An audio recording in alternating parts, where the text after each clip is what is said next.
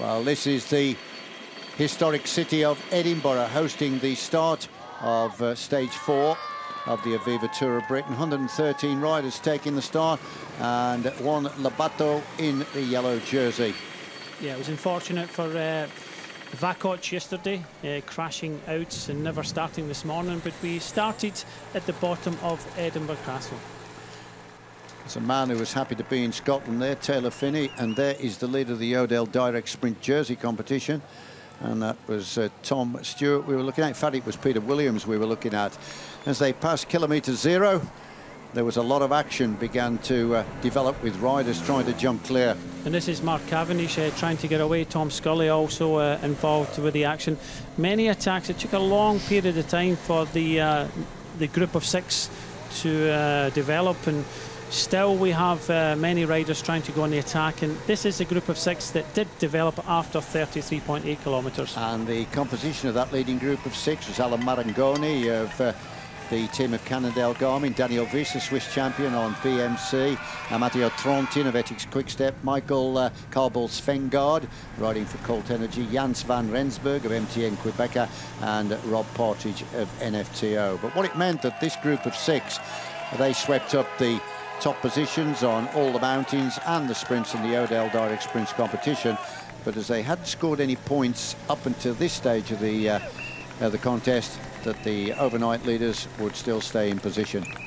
Did you see Rob Partridge now at the front, going over the top of the climb? But it's Daniel Wyss that pipped him for the maximum points at the first King of the Mountains.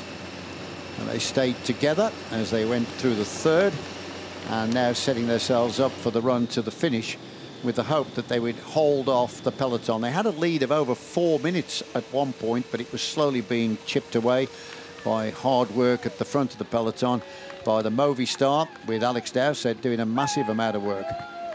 Yeah, this is Igor Anton coming over the top, and they were, you know, up against it. They were given the yellow jersey because Vakoc crashed out, and I don't think they really wanted it. We've got Summit finish tomorrow, but as we came into Eric for the second sprint, it was in fact the young rider from the Colt Energy team, Carbell, that took the maximum points. And that left just one more sprint at Warkworth.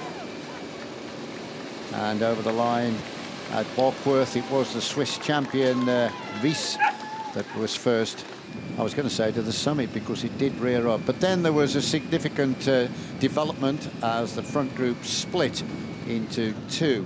And the 3 riders that went clear were Marangoni, Wyss and Trontin, and Carbell, Van Rensburg and Partridge lost contact, quickly to be swept up by the peloton.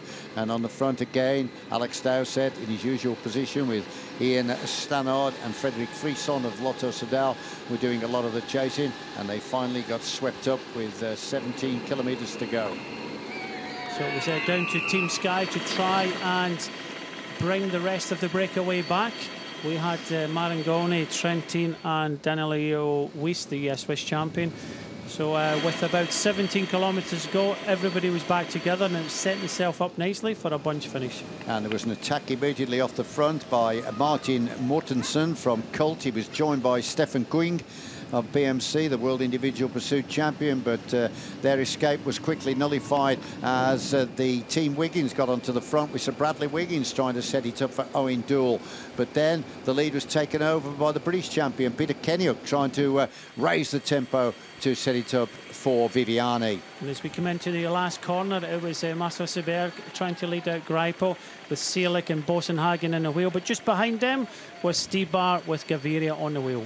And it was the lead out from Stibar, setting up the 21-year-old Colombian Gaviria that finally had the last say, getting nearer to the line. Greipel thought he was going to get this, but then on the left of our screen, the Colombian Express, 21 years of age, Gaviria had the last say. And look at the face on Mark Cavendish a bit further back as Gaviria saluted the crowd with the victory. Mark Cavendish himself saluted. He was so delighted. Aerial view just shows the speed of Gaviria, absolutely astonishing. He takes stage 4 here in Blyth. And first to congratulate him was the seasoned sprinter, and that's Andre Greipel as they went over the line.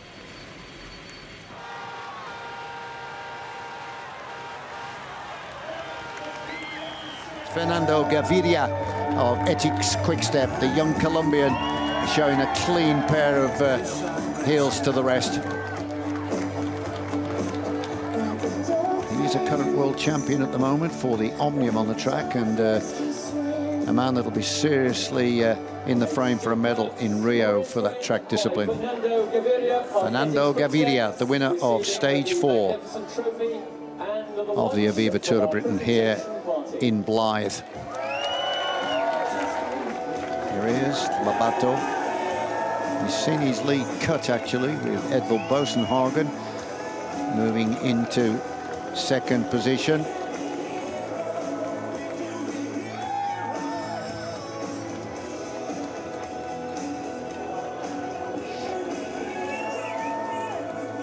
Will he be in yellow tomorrow after the end of stage 5, the Queen stage of the Aviva Tour?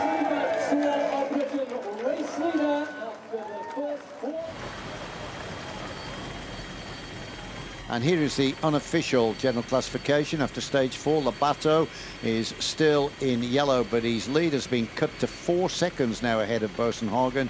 Floris Geerts is still third on 12. Poles fourth. You can see the rest of the positions for you. Owen Doull sixth at 14, tying with Graham Briggs of JLT Condor. But Owen Doull now, thanks to that high finish again, it'll mean that he will now be the leader in the Chain Reaction Cycles points jersey in his own right. So that's very, very good indeed.